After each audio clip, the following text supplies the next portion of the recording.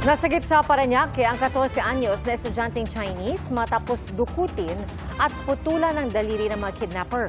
Ayon sa PNP, hinihinalang may kinalaman ng krimen sa Pogo o di kaya sa negosyo ng ama ng biktima. Babala po mga kapuso, sensitibo ang ulat na ito. Saksi, si June Veneracion.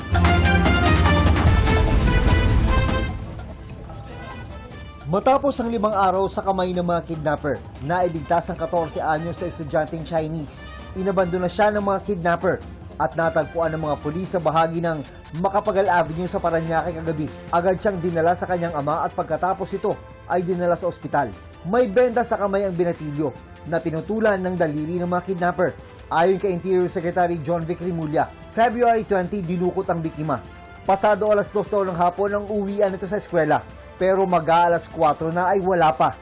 Nakita ang SUV na sundo ng binatilyo sa may C5 southbound. Noong Biyernes, nakitang patay sa loob ng isang sasakyan ang driver ng biktima. In that vehicle, yielded information regarding the syndicate which was operating, which operates in this manner. Now, the contents of that include pictures, conversations, cell phone numbers, strategies, casings of how they would do the job.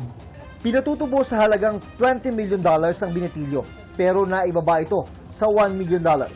Habang may nangyayaring negosasyon, gumagawa na raw noon ng paraan ang PNP Anti-Kidnapping Group para matumbok ang kinaroroonan ng biktima at mga kidnapper.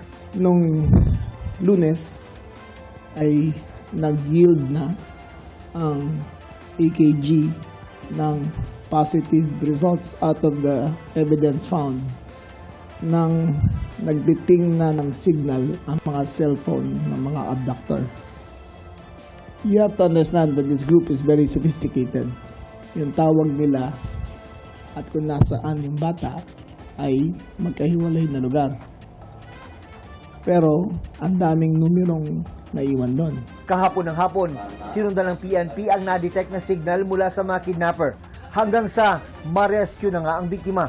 Ayon sa PNP, walang binayarang ransom. Ito po ay dahil po sa tinatawag natin na technical lead na sinundan ng AKG at yung human intelligence po na pinagsama.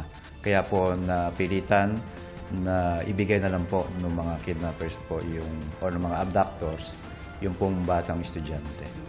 Base sa investigasyon, posibleng may koneksyon sa Pogo ang pagdukot sa biktima dahil dating nasa Pogo business ang ama nito. May isang anggulo pa ang iniimbestigahan ng PNP na may kinalaman sa negosyo ng pamilya ng biktima. Ang ama raw ng bata ay may tuturing na big time sa larangan ng e-selling. Ang tinutumbok po natin dito, yung kanyang involvement po dati sa Pogo at yung pong kanyang mga business associates doon sa kanyang e-selling business po ng merchandise.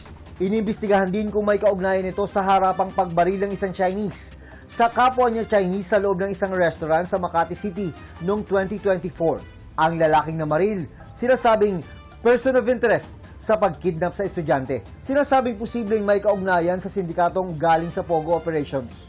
We are definite na ang sindikato na nasa likod ng kidnapping ay former operators ng Pogo din. We are definite na ang perpetrators ay ginamit ang kanilang mga former bodyguards na awol na ngayon sa serbisyo ng AFP at PNP. Awol. So they're no longer in service. Para sa anti-crime advocate na si Teresita Angsi, iba raw sa karaniwan ang nangyari sa binatilyo. Very sadistic type of kidnapping only this time. It's a very inhumane way of treating the victims. And we have never encountered that before. Dati, yung mga victims na ganyan ang treatment where they torture the victims, like they cut the finger, adults and Pogo related. This family is in no way related to the Pogos. Ayon sa grupo ni Angsi, na Movement for Restoration of Peace and Order, dumami ang mga kaso ng kidnapping simula nang magsara ang mga Pogo sa bansa. Sa buwan lang ng Enero, 4 lang naitala. Most of the perpetrators are still the Chinese syndicate. The victims are not all Pogo related. The government is caught flat-footed hindi sila prepared what to do, no? Mga Filipino drivers are without jobs. And not just the Chinese are without jobs. We have to be more vigilant with these things happening now. Ayon kay Interior Secretary John Vic Rimulya, The PNP is on top of the situation. Hindi nagpapabaya ang PNP. We have the tools necessary to fight crime. The people around me now, I vouchsafe for them. They are doing a good job. We will never let down our guard against criminality. base sa datos ng PNP Anti-Kidnapping Group, ika-8 kaso na ito ng kidnapping ngayong taon. 5 raw ang naresolba na at 3 ang iniimbestigahan pa. Ipinag-utos na raw ni Pangulong Bongbong Marcos na tugisin ang mga sindikatong nasa likod ng mga kaso ng kidnapping na ito. Para sa GMA Integrated News, ako si Jun Veneracion, ang inyong saksi. Mga kapuso, maging una sa saksi. Mag-subscribe sa GMA Integrated News sa YouTube para sa iba't ibang balita.